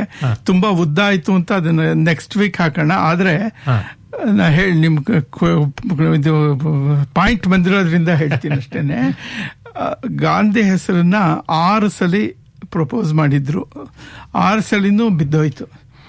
ಅದರಲ್ಲಿ 1 ಸಲ ಮಾತ್ರ ಯಾತಕ್ಕೆ ಬಿತ್ತು ಅಂದ್ರೆ, ಚರ್ಚಿಲ್ ಒಂದು ಸ್ಟ್ರಾಂಗ್ ಲೆಟರ್ ಬರೆದು ನೊಬೆಲ್ ಕಮಿಟಿಗೆ ಈತಂಗೆ ಏನಾದರೂ ಕೊಡ್ಕೂಡ್ದು ಅಂತ ಹಠ ಹಿಡಿದಿದ್ರಿಂದ 1 ಸಲ ತಪ್ಪಿತು. ಇನ್ನು ಮಿಕ್ಕಿದ 5 ಸಲ ಯಾಕೆ ತಪ್ಪಿತು ಗೊತ್ತಿಲ್ಲ. ಆದ್ರೆ ನೊಬೆಲ್ ಕಮಿಟಿಗೆ ಅವಮಾನ ಅದು, ಅದನ್ನು ಒಪ್ಕೊಂಡಿದ್ದಾರೆ ಅವರು.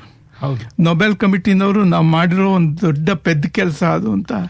ಅಲ್ಲ, ಹಾಗಾದ್ರೂ 1948 ಆದ್ಮೇಲಿಂದ ಯಾವಾಗ್ಲಾರು ಪೋಸ್ಟಮಸ್ ಆಗಿ ಕೊಡೋ ಚಾನ್ಸ್ ಕೊಡಬಹುದಾಗಿತ್ತು.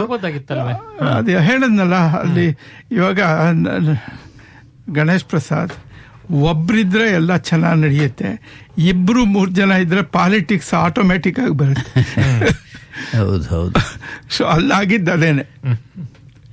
ಅದರಿಂದ ಇವರು ಶಶಿಕಾಂತ್ ಹೇಳಿ ಸರ್. ಅಲ್ಲ, ಒಂದು ಚರ್ಚಿಲ್ ಒಂದು ಲೆಟರ್ ಬರ್ದ ಅಂತ, ಚರ್ಚಿಲ್ಗೆ ಅಷ್ಟೊಂದು ಪವರ್ ಇತ್ತು? ಇಲ್ಲ, ಇತ್ತು. ಯಾಕೆಂದ್ರೆ ಈಗ್ಲೂ ನೊಬೆಲ್ ಹಿಂದೆ ಚರ್ಚಿಲ್ಗೆ ಲಿಟ್ರೇಚರ್ ನೊಬೆಲ್ ಪ್ರೈಸ್ ಬಂದಿತ್ತು ಅನ್ನೋದು ಮರಿಬಾರ್ದು.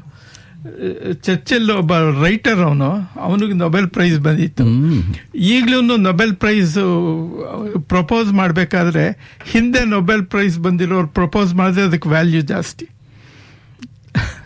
ಅದು ಸರಿ, ಅವ್ರದ್ದೇ ಏನೋ ಒಂದು ಮೆಷರ್ ಇಟ್ಕೊಂಡಿದ್ದಾರೆ. ಈ ನೊಬೆಲ್ ಪ್ರೈಸ್ ಬಗ್ಗೆ ನಾವು ಮಾತಾಡ್ತಿದ್ದಾಗ ನನ್ಗೇನ್ ಅನ್ಸುತ್ತೆ ಅಂತಂದ್ರೆ, ನಮ್ಮ ಭಾರತದಲ್ಲಿ ನಮ್ಮ ಕರ್ನಾಟಕದ ಖ್ಯಾತ ಲೇಖಕರಾದ ಡಿ.ವಿ. ಗುಂಡಪ್ಪನವರ ಮಂಕುತಿಮ್ಮನ ಕಗ್ಗಕ್ಕೆ ಹೆಂಗಾದ್ರೂ ಮಾಡಿ ಒಂದು ನೊಬೆಲ್ ಪ್ರೈಸ್ ಬರಬೇಕು. ಅದು ನೊಬೆಲ್ ಪ್ರೈಸ್ ಬರೋಕೆ it deserves the Nobel prize. ಆದ್ರೆ ಒಂದ್ ಮಾತು ನಾನು ನಿಮ್ಗೆ ಹೇಳ್ತೀನಿ, ನೀವು ಜ್ಞಾನಪೀಠನೇ ಕೊಡಿಸ್ಲಿಲ್ಲ, ಅದಕ್ಕೆ ನೊಬೆಲ್ ಪ್ರೈಸ್ ಕೊಡಿಸ್ತೀನಿ. ಅಲ್ಲ ನೀವು ಅಂದ್ರೆ ಈ ತರ ವಾದಿಸೋರ್ಗೆ ಹೇಳ್ತೀನಿ ನಾನು. ಯಾಕೆಂದ್ರೆ 1965ರಲ್ಲೋ 66ರಲ್ಲೋ ಇದು ಮಂಕುತಿಮ್ಮನ ಕಗ್ಗನ ಜ್ಞಾನಪೀಠ ಪ್ರಶಸ್ತಿಗೆ ಫೈನಲ್ ಇದಕ್ಕೆ ತಗೊಂಡು ಹೋಗಿ ಅಲ್ಲಿ ಎತ್ತ ಹಾಕಿದ್ರು ಅದನ್ನ. ಅಲ್ಲಿ ಯಾರು ಪಾಲಿಟಿಕ್ಸ್ ಗಿಂತ ಹೆಚ್ಚಾಗಿ ಕನ್ನಡಿಗರು ಎದ್ದು ಮಾತಾಡ್ಲಿಲ್ಲ ಅವತ್ತು. ನನ್ಗೆ ಏನೇನೋ ಜ್ಞಾಪಕಕ್ಕೆ ಬರುತ್ತೆ, ಮೈಕ್ ಹಿಂದೆ ಅವೆಲ್ಲ ಹೇಳೋ ಹಂಗಿಲ್ಲ ನಾನು, ಗೊತ್ತಾಯ್ತಾ? ಆದ್ರೂ ಆ ಪಾಲಿಟಿಕ್ಸ್ ಹೇಗೆ ನಡೀತು ಅಂತ, ಅದರಿಂದ ಅವ್ರ ಹೆಸರು ಬಂತು.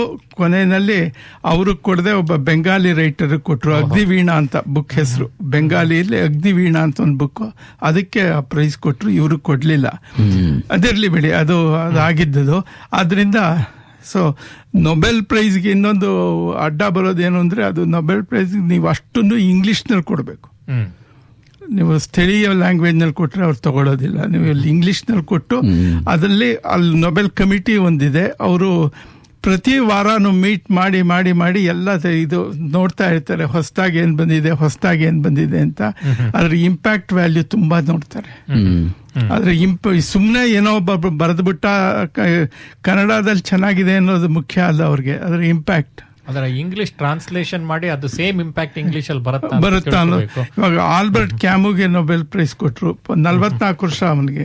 ಬರೀ 44 ವರ್ಷದ ಆಲ್ಬರ್ಟ್ ಕ್ಯಾಮುಗೆ, ಫ್ರೆಂಚ್ ರೈಟರ್, ಅವನು ಕೊಟ್ರು. ಯಾತಕ್ಕೆ ಅಂದ್ರೆ ಅವನು ಆಲ್ಜೀರಿಯಾದ ಜನ ಇದ್ರಲ್ಲ, ಅವರ ಸೈಲೆನ್ಸ್ಗೆ ಮೇಲ್ ತಂದ ಅವನು. ಯಾಕೆ ಆ ಜನ ಸೈಲೆನ್ಸ್ ಆಗಿದ್ದಾರೆ, ಆ ಸೈಲೆನ್ಸ್ ಹಿಂದೆ ಏನಿದೆ ಅನ್ನೋದನ್ನ ಜಗತ್ತಿಗೆ ತೋರಿಸ್ಕೊಟ್ಟು, ಔಟ್ಸೈಡರ್ ಅನ್ನೋ ಬುಕ್ ಇರ್ಬೋದು, ಎಕ್ಸೈಲ್ ಅಂಡ್ ದಿ ಕಿಂಗ್ಡಮ್ ಇರ್ಬೋದು, ಅದ್ರಲ್ಲಿ ತೋರಿಸ್ಕೊಟ್ಟ ಅಂತ ಹೇಳ್ಬಿಟ್ಟು ಅವನಿಗೆ ನೊಬೆಲ್ ಬಹುಮಾನ ಕೊಟ್ರು.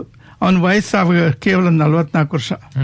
ಇಲ್ಲ, ಇವು ಅಸಮಾಧಾನ ಆಗಿದೆ ಗಣೇಶ್ ಪ್ರಸಾದ್ಗೆ, ಗಾಂಧಿಗೆ ಬಹುಮಾನ ಇಲ್ಲ, ಇವರಿಗೆ ಸಮಾಧಾನ ಮಾಡೋದಕ್ಕೆ ಡೊನಾಲ್ಡ್ ಟ್ರಂಪ್ ಕೊಡ್ಸ್ಬಿಡೋಣ ಅಲ್ವಾ?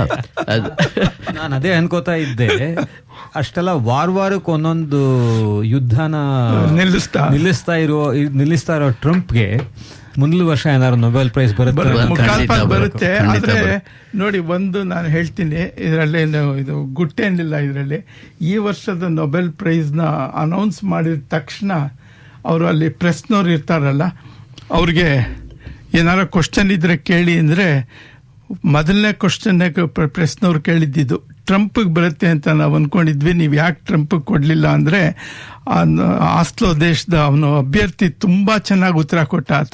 ಆತ ಹೇಳ್ದ, ನಾವು ಈ ಡಿಸಿಷನ್ ತಗೋಬೇಕಾದ್ರೆ ಹಿಂದೆ ಎಷ್ಟು ಜನ ಪೀಸ್ಗೆ ನೊಬೆಲ್ ಪ್ರೈಸ್ ಬಂದಿತ್ತೋ ಅವ್ರದ್ದು ಎಲ್ಲ ಫೋಟೋಗಳು ಹಿಂದ್ಲಿಂದ ನಮ್ಮನ್ನು ನೋಡ್ತಾ ಇದ್ವು ಅಂತ ಹೇಳ್ದ. ಅಂದ್ರೆ ಆತ್ಮಸಾಕ್ಷಿ. ಆದ್ರೆ ಅವರಿಗೆ ಸಿಗುತ್ತೆ, ಮುಂದಿನ ವರ್ಷ ಸಿಗಬಹುದು. ಯಾಕಂದ್ರೆ ನಿಕ್ಸನ್ ಕೊಟ್ಟ ಮೇಲೆ ಟ್ರಂಪ್ ಕೊಡುವಂತ ಏನಿಲ್ಲ. ಸೊ ಇದು ಹೀಗೆ ಒಂದಲ್ಲ ಒಂದೇನೋ ಆಗ್ತಾ ಇರುತ್ತೆ. ಹಾಗೆ ನೋಡಿದ್ರೆ ಯಾಸಿರ್ ಅರಾಫತ್ಗೆ ನೊಬೆಲ್ ಪ್ರೈಸ್ ಕೊಟ್ರು. ಈಗ ನೋಡಿ ಏನಿದೆ ಗೊತ್ತಾಗಿದೆಯಲ್ಲ. ಅಂದ್ರೆ ಚೆನ್ನಾಗಿದೆ ಒಂಥರ ಮಾತುಕತೆ. ಆಮೇಲೆ ಇವಾಗ ಇನ್ನೂ ಏನಾದ್ರು ಕೇಳೋದಿದ್ರೆ ಕೇಳಿ, ಯಾಕೆಂದ್ರೆ ಈ ವರ್ಷದ ವಿವರಗಳು ಅವ್ರೇನ್ ಹೇಳಿದ್ರು ಇವ್ರೇನ್ ಹೇಳಿದ್ರು ಅನ್ನೋದನ್ನ ಮುಂದಿನ ವಾರ ನೋಡ್ಕೊಳ್ಳೋಣ. ಯಾಕೆಂದ್ರೆ ಇನ್ನು ಟೈಮ್ ಆಗ್ತಾ ಇದೆ ಆಗ್ಲೇನೆ, ಅದರಿಂದ ಅದನ್ನ ಮುಂದಿನ ವಾರ ನೋಡ್ಕೋಬಹುದು, ಅದೇ ವಿವರ ಅದು. ಬಟ್ ಇನ್ನೂ ಏನಾದ್ರು ಡಿಸ್ಕಸ್ ಮಾಡೋದಿದ್ರೆ ನೀವು ಹೇಳಿ. ಡಿಸ್ಕಸ್ ಮಾಡೋದಂದ್ರೆ ಒಂದು ವಿಚಾರ ನಾನು ಹೇಳೋಣ ಅಂತ ಅನ್ಕೊಂಡಿದ್ದೀನಿ. ಯಾಕೆಂದ್ರೆ ಈಗ ನೋಡಿ, ಆಸ್ಟ್ರೇಲಿಯಾ ದೇಶ ಸೋಷಿಯಲ್ ಮೀಡಿಯಾ ಬ್ಯಾನ್ ಅಂತ ಇಂಟ್ರೊಡ್ಯೂಸ್ ಕಾನೂನು ತಂದಿದೆ 16 ವರ್ಷಕ್ಕಿಂತ ಕಡಿಮೆ ವಯಸ್ಸಿನ ಹದಿಹರೆಯದ ಮಕ್ಕಳಿಗೆ. ಸೊ ಅದ್ರ ಬಗ್ಗೆ ಒಂದು ಮಾಹಿತಿ ಕೊಟ್ಬಿಟ್ಟು, ಆಮೇಲಿಂದ ಮುಂದಿನ ವಾರಗಳಲ್ಲಿ ನಮ್ಮ ಕನ್ನಡ ಸಮುದಾಯದ ಹದಿಹರೆಯದ ಮಕ್ಕಳು ಹಾಗೂ ಅವರ ತಂದೆ ತಾಯಂದಿರು ಏನ್ ಹೇಳ್ತಾರೆ ಇದ್ರ ಬಗ್ಗೆ ಅನ್ನೋದ್ರನ್ನ ಒಂದು ಸ್ವಲ್ಪ ಅವರಿಗೆ ಚರ್ಚೆ ಮಾಡಿ ನಮಗೆ ಕರೆ ಮಾಡಿ ತಿಳಿಸ್ಕೊಡ್ಬೋದು.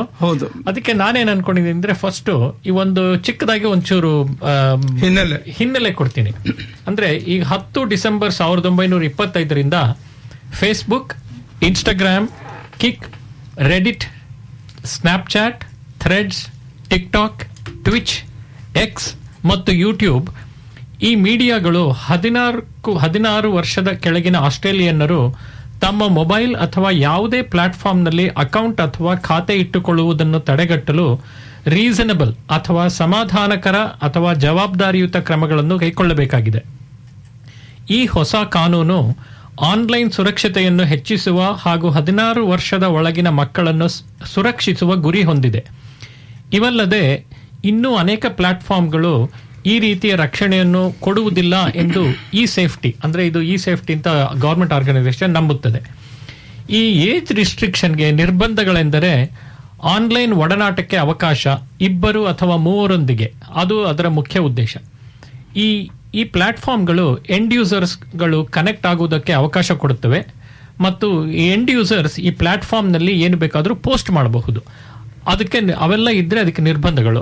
ಹಾಕಿದ ಮಾಹಿತಿ ಬೇರೆಯವರು ಪಡೆದುಕೊಳ್ಳಬಹುದು. ಆನ್ಲೈನ್ ಮೆಸೇಜಿಂಗ್ ಅಥವಾ ಗೇಮಿಂಗ್ ಪ್ಲಾಟ್ಫಾರ್ಮ್ಗಳು ಈ ನಿರ್ಬಂಧದಿಂದ ಹೊರತುಪಡಿಸಲಾಗಿದೆ. ಈಗ ಈ ಕಾರ್ಪೊರೇಟ್ಗಳು ನಿರ್ಬಂಧಗಳನ್ನು ಜಾರಿಗೆ ತರದಿದ್ದರೆ ಏನು? ಕಾರ್ಪೊರೇಟ್ಗಳಿಗೆ 150,000 ಅಂದರೆ 1,50,000 ಪೆನಾಲ್ಟಿ ಪಾಯಿಂಟ್ಸ್, ಅಂದರೆ ಸುಮಾರು $50 ಮಿಲಿಯನ್ ಅಷ್ಟು ಫೈನ್ ಇದೆ. ಹಾಗಾದರೆ ಈ ಪ್ಲಾಟ್ಫಾರ್ಮ್ಗಳು ಈ ನಿರ್ಬಂಧ ಜಾರಿಗೆ ತರಬೇಕಾದ್ರೆ ಏನು ಮಾಡಬೇಕು? ಈ ಪ್ಲಾಟ್ಫಾರ್ಮ್ಗಳು 16 ವರ್ಷ ಒಳಗಿನ ಮಕ್ಕಳ ಅಕೌಂಟ್ಗಳನ್ನು ಹುಡುಕಿ ಪ್ಲಾಟ್ಫಾರ್ಮ್ನಿಂದ ತೆಗಿಬೇಕು. 16 ವರ್ಷ ಒಳಗಿನ ಮಕ್ಕಳು ಹೊಸ ಅಕೌಂಟ್ಗಳನ್ನು ತೆರೆಯಲು ಬಿಡಬಾರದು. ಯಾರಾದರೂ ತಪ್ಪಾಗಿ ಹೊರತುಪಡಿಸಿದ್ದರೆ ಅಥವಾ ಈ ನಿರ್ಬಂಧಗಳಲ್ಲಿ ಮಕ್ಕಳನ್ನು ಸೇರಿಸಿದ್ದರೆ ಅಂತಹ ತಪ್ಪುಗಳನ್ನು ತಿದ್ದಿಕೊಳ್ಳಲು ಅವಕಾಶ ಕೊಡಬೇಕು. ಮತ್ತೆ ಜನರಿಗೆ ಅಂಡರ್ ಏಜ್ ಅಕೌಂಟ್ಗಳನ್ನು ರಿಪೋರ್ಟ್ ಮಾಡಲು ಸುಲಲಿತವಾದ ಅವಕಾಶ ನೀಡಬೇಕು ಮತ್ತು 16 ವರ್ಷದ ಒಳಗಿನ ಮಕ್ಕಳಿಗೆ ಈ ವಿಷಯದ ಬಗ್ಗೆ ಸರಿಯಾದ ತಿಳುವಳಿಕೆ ಮತ್ತು ಮಾಹಿತಿ ಕೊಡಬೇಕು. ಈ ಸೋಷಿಯಲ್ ಮೀಡಿಯಾ ಬ್ಯಾನ್ ವಿಶ್ವದಾದ್ಯಂತ ತುಂಬಾ ಕುತೂಹಲ ಕೆರಳಿಸಿದೆ. ಪ್ರಪಂಚದ ಅನೇಕ ದೇಶಗಳು ಆಸ್ಟ್ರೇಲಿಯಾ ಈ ಹೊಸ ಕಾನೂನನ್ನು ಹೇಗೆ ನಿಭಾಯಿಸಲಿದೆ ಹಾಗೂ ಮೀಡಿಯಾ ಕಂಪನಿಗಳು ಹೇಗೆ ನಡೆದುಕೊಳ್ಳುತ್ತವೆ, ಹೇಗೆ ಪ್ರತಿಕ್ರಿಯಿಸುತ್ತವೆ ಎಂದು ಕಾದು ನೋಡುತ್ತಿದ್ದಾರೆ. ನಮ್ಮ ಮುಂದಿನ ಕಾರ್ಯಕ್ರಮದಲ್ಲಿ ನಮ್ಮ ಸಮುದಾಯದವರೇ ಆದ ಅನೇಕರು ಹದಿಹರೆಯದ ಮಕ್ಕಳೊಡನೆ ನಡೆಸಿದ ಈ ವಿಷಯದ ಬಗ್ಗೆ ಮಾತುಕತೆಗಳನ್ನು ನಾವು ಕೇಳಬಹುದು. ಅದಕ್ಕೆ ನಮ್ಮ ಶ್ರೋತೃಗಳಿಗೆ ನೀವು ನಿಮ್ಮ ಹದಿಹರೆಯದ ಮಕ್ಕಳ ಜೊತೆಗೆ ಮಾತನಾಡಿ ಅವ್ರು ಏನ್ ಹೇಳ್ತಾರೆ ಇದ್ರ ಬಗ್ಗೆ, ಅವರ ಅನಿಸಿಕೆಗಳೇನು, ಹಾಗೂ ತಂದೆ ತಾಯರು ನಿಮ್ಮ ಅನಿಸಿಕೆಗಳೇನು, ನೀವು ಇದ್ರ ಬಗ್ಗೆ ಏನ್ ಹೇಳ್ತೀರಾ, ನೀವು ಇದರ ಮೀಡಿಯಾ ಬ್ಯಾನಿಗೆ ಸಪೋರ್ಟ್ ಮಾಡ್ತೀರಾ ಇಲ್ವಾ, ಅದನ್ನ ನಮಗೆ ನೀವು ನಡೆಸ್ಕೊಂಡು ನಮ್ಮ ಕಾರ್ಯಕ್ರಮಕ್ಕೆ ಅದನ್ನ ಕೊಡಬೇಕು ಅಂತ ನಾವು ಕೇಳ್ಕೊತೀವಿ. ಈಗಾಗಲೇ ಬಹಳ ಚರ್ಚೆ ನಡೆದಿದೆ ಅದರ ಬಗ್ಗೆ. ಅದನ್ನ ಕಾನೂನು ತರೋದು ಒಂದು ವಿಷಯ ಆದ್ರೆ ಆ ಕಾನೂನನ್ನ ಹೇಗೆ ಪಾಲಿಸ್ತೀವಿ ಅನ್ನೋದು ಬಹಳ ಮುಖ್ಯ. ಯಾಕೆಂತಂದ್ರೆ ಈಗಾಗಲೇ ನನ್ನ ಮೊಮ್ಮಗಳನ್ನ ಕೇಳಿದೆ, ಮೊನ್ನೆ ಎಲ್ಲ ಭೇಟಿ ಮಾಡಿದಾಗ, ಏನಮ್ಮ ನೀನು ಈ ಟಿಕ್ ಟಾಕ್ ಅದು ಇದು ಬಹಳ ಬಳಸ್ತಾ ಇದ್ಲ ಅವಳು, ಅದನ್ನ ಮಾಡ್ತಾ ಇದ್ದೀನಿ ಇನ್ನುವೆ ಅಂತಂದ್ಲು. ನಂದೇನಾಗಿಲ್ಲ ಅಂತಂದು ನಾನು ಹಾಗೆ ಕೇಳಿದೆ. ಈ ಕೆಲವರು 14 ವರ್ಷ ಅಥವಾ 15 ವರ್ಷದವರು ಸ್ವಲ್ಪ ಚೆನ್ನಾಗಿ ಮೇಕಪ್ ಮಾಡ್ಕೊಂಡ್ಬಿಟ್ಟು ಫೋಟೋ ತೆಕ್ಕೊಂಡ್ರೆ ಸಾಫ್ಟ್ವೇರ್ ನೀವು you are eligible as far as the age is concern ಅಂತ ಮುಂದುವರಿಯಕ್ಕೆ ಅವಕಾಶ ಕೊಡ್ತಾ ಇದೆಯಂತೆ. ನಮ್ಮ ಕೆಲವರು ಮಾತಾಡ್ತಾ ಹೇಳಿದ್ರು ಅವ್ರ ಮಕ್ಕಳು ಆತರ ಮಾಡಿದ್ರು. ನನಗೊಂದು ಜ್ಞಾಪಕ ಬರುತ್ತೆ, ಏನು ಅಂತಂದ್ರೆ ಇದರಲ್ಲಿ ಹೆಂಗಸರೆಲ್ಲ ಬಸ್ಸಲ್ಲಿ ಪ್ರಯಾಣ ಮಾಡೋದಕ್ಕೆ ಉಚಿತ ಅಂತ ಕರ್ನಾಟಕ ಸರ್ಕಾರದವ್ರು ಹೇಳಿದ್ರಲ್ಲ, ಅದಕ್ಕೇನೆ ಕೆಲವರು ಗಂಡಸರು ಹೆಂಗಸರು ವೇಷ ಹಾಕೊಂಡು ಬಸ್ಸಲ್ಲಿ ಪ್ರಯಾಣ ಮಾಡಿದ್ರಂತೆ ಕರ್ನಾಟಕದಲ್ಲಿ. ಅದೇ ತರ ಆಯ್ತು ಇದು ಸಹ. ನೋಡೋಣ, ನೀವು ಕೇಳಿ ನಿಮ್ಮ ಈ ಒಂದು ಪ್ರಶ್ನೆಗೆ ನಮ್ಮ ಶ್ರೋತೃಗಳು ಯಾರು ಉತ್ತರವಾಗಿ ಅವರ ಮಕ್ಕಳೊಂದಿಗೆ ಮಾತಾಡಿ ನಮಗೆ ಅದನ್ನ ಮಾಹಿತಿಗಳನ್ನ ಕಳಿಸಿದ್ರೆ ಅದನ್ನ ಖಂಡಿತ ನಾನಾಗ್ಲೇ ಒಂದಿಬ್ರಿಗೆ ಹೇಳಿದ್ದೀನಿ, ಅದರಿಂದ ಪಾಸಿಟಿವ್ ಆಗಿ ಬರ್ಬೋದು ಅಂತ ಅನ್ಕೋತೀನಿ. ಆಮೇಲಿಂದ ಇನ್ನೊಂದು ವಿಷಯ, ನಾವೆಲ್ಲ ಕ್ರಿಕೆಟ್ ಪ್ರೇಮಿಗಳು ಅಂತ ಹೇಳಿದ್ನಲ್ಲ ಆಗ್ಲೇ ನನ್ನ ವೆಂಕಟೇಶ್ ಪ್ರಸಾದ್ ಅವ್ರ ಬಗ್ಗೆ ಹೇಳಿದೆ. ಕ್ರಿಕೆಟ್ ಬಗ್ಗೆ ಏನಾರು ಹೇಳ್ತೀರಾ ಅಂತ ಕೇಳೋಣ ಅಂತಿದ್ದೆ, ಅಷ್ಟೊತ್ತಿಗೆ ನೀವು ಹೇಳ್ತೀನಿ. ಅದಕ್ಕೇನೆ ಇವಾಗ ಯುನೈಟೆಡ್ ಇಂಡಿಯನ್ ಅಸೋಸಿಯೇಷನ್ ನಮ್ಗೆಲ್ಲ ಗೊತ್ತಿರೋದನ್ನೇ, ಸತೀಶ್ ಭದ್ರಣ್ಣ ಅವರನ್ನ ನೀವು ಸಂದರ್ಶನ ಬೇರೆ ಮಾಡಿದ್ರಿ ಇತ್ತೀಚೆಗೆ. ಅವಾಗಲೂ ಹೇಳಿದ್ರು ಅವರು, ಪ್ರತಿ ವರ್ಷನೂ ನಾನಿದ್ದಾಗ ಪ್ರಾರಂಭ ಮಾಡಿದ್ದು ಭಾರತ ಮತ್ತು ಆಸ್ಟ್ರೇಲಿಯಾಗೆ ಒಂದು ಕಾಮನ್ ಫ್ಯಾಕ್ಟರ್ ಏನಂದ್ರೆ ಕ್ರಿಕೆಟ್ನ ಒಲವು ಒಂದು ಕಡೆ, ಆಸ್ಟ್ರೇಲಿಯಾದಲ್ಲಿ ಕ್ರಿಕೆಟ್ ಹುಚ್ಚು ಭಾರತದಲ್ಲಿ. ಇದೆರಡನ್ನು ಸೇರಿಸಿದ್ರೆ ನೀವು ಅನ್ಕೋಬಹುದು. ಅದರಿಂದಾಗಿ ಅವಾಗ ಎರಡು ಸೇರಿಸಿದ್ರೆ ಕ್ರಿಕೆಟ್ ಇನ್ಫ್ಯಾಚುಯೇಷನ್. 26 ಜನವರಿ ನಿಮಗೆಲ್ಲ ತಿಳಿದಿರೋ ಹಾಗೆ 26ನೇ ಜನವರಿ ಆಸ್ಟ್ರೇಲಿಯಾ ಡೇ ಅಲ್ಲದೇನೆ ಇಂಡಿಯನ್ ರಿಪಬ್ಲಿಕ್ ಡೇ ಸಹ. ಅದರಿಂದಾಗಿ ನಾವು ಒಂದು ಮಲ್ಟಿಕಲ್ಚರಲ್ ಕಪ್ ಅಂತ ಅಂದ್ಬಿಟ್ಟು, ಮಲ್ಟಿಕಲ್ಚರಲ್ ನ್ಯೂ ಸೌತ್ ವೇಲ್ಸ್ ಅಂತ ಒಂದು ಶಾಖೆ ಇದೆ, ಅವರು ಸಪೋರ್ಟ್ ಮಾಡ್ತಾ ಇರೋದು. ಅದರಿಂದ ಒಂದು ಕ್ರಿಕೆಟ್ ಮ್ಯಾಚ್ ನಡೀಲಿದೆ ಸಂಡೇ 18th January, ಭಾನುವಾರ 18 January 2026, ಮುಂದಿನ ವರ್ಷ. ವೆನ್ಯೂ ಬ್ಯಾಂಕ್ಸ್ಟೌನ್ ಓವಲ್, 10 ಗಂಟೆಗೆ ಪ್ರಾರಂಭ ಆಗೋದು. ಎಲ್ಲರೂ ಅವ್ರ ಕಡೆಯಿಂದ, ಗವರ್ಮೆಂಟ್ ಕಡೆಯಿಂದ ಹಲವಾರು ಮಂತ್ರಿಗಳು ಬಹಳ ಉತ್ತಮ ಮಟ್ಟದ ಕ್ರಿಕೆಟ್ ಆಡಿದ್ದಾರೆ. ಅಲ್ಲಿ ಫಸ್ಟ್ ಗ್ರೇಡ್ ಕ್ರಿಕೆಟ್ ಎಲ್ಲ ಆಡಿದವರು ಇದ್ರು ನಾನು ಆಡ್ತಿದ್ದಾಗ. ಇವಾಗ ಈ ಮ್ಯಾಚು 18ನೇ January ಸಂಡೇ ಬ್ಯಾಂಕ್ಸ್ಟೌನ್ ಓವಲ್ನಿಗೆ ಬಂದು ನೀವೆಲ್ಲ ನಮ್ಮ ಕ್ರಿಕೆಟ್ನ ಆಟಗಾರರಿಗೆ ಒಂದು ಸಪೋರ್ಟ್ ಮಾಡಬೇಕಂತ ಈ ಮೂಲಕ ಕೇಳ್ಕೊಳ್ಳೋಣ. ಖಂಡಿತ. ಈಗ ಮತ್ತೊಂದು ಸ್ಪಾನ್ಸರ್ ಸಂದೇಶ ಕೇಳ್ಬಿಟ್ಟು ಮುಂದೆ. Local 2RRR sponsor, Community Bank North Ryde, loves giving back to our community. Last year alone, they invested 94% of their prior year's net profit after tax towards a bunch of local initiatives. All made possible because you choose to bank with them. Proudly part of Bendigo Bank, Community Bank North Ryde in Cox's Road Mall. ಹೀಗೆ ಹೇಳ್ತಾ ನಾವು ಕಾರ್ಯಕ್ರಮದ ಕೊನೆಗೆ ಬಂದಿದ್ದೀವಿ. ಇವತ್ತಿನ ಕಾರ್ಯಕ್ರಮದಲ್ಲಿ ಭಾಗವಹಿಸಿದ ಎಲ್ಲರಿಗೂ ನಮ್ಮ ಧನ್ಯವಾದಗಳು. ಪುಷ್ಪಾ ದೀಕ್ಷಿತ್ ಅವ್ರಿಗೂ ಕೂಡ, ಅವರು ತುಂಬ ಚೆನ್ನಾಗಿ ಓದಿದ್ದಾರೆ. ನಿಮ್ಮ ಮುಂದಿನ ಭೇಟಿ ಮುಂದಿನ ಭಾನುವಾರ ಡಿಸೆಂಬರ್ 21ನೇ ತಾರೀಕು ಮಧ್ಯಾಹ್ನ 1 ಗಂಟೆಗೆ. ಹೀಗೆ ಹೇಳ್ತಾ ನಿಮ್ಮನ್ನು ಬೀಳ್ಕೊಡ್ತಾ ಇದ್ದೀವಿ. ನಾವು ಸಿಡ್ನಿ ಶ್ರೀನಿವಾಸ್, ನಾನು ರಾಜನ್. ನಾನು ಬೆಂಗಳೂರಿನ ಪ್ರವಾಸ ಕೈಗೊಂಡಿದ್ದೀನಿ. ನಿಮಗೆ ಅಲ್ಲಿಂದಾನೇ ಸುದ್ದಿನ ತರೋಣ ಅಂತ ಖಂಡಿತ ಪ್ರಯತ್ನ ಪಡ್ತೀನಿ. ಎದುರು ನೋಡ್ತೀವಿ. ನಾನು ಗಣೇಶ್ ಪ್ರಸಾದ್. ನಾನು ಶಶಿಕಾಂತ್. ಈಗ ಹೀಗೆ ಹೇಳ್ತಾ ನೋಡಿ, ಒಂದೇ ಮಾತ್ರ ನಮಗೆ 150 ವರ್ಷ ಆಯ್ತು. ಅದನ್ನು ಒಂದು ತುಣುಕು ಕೇಳೋಣ.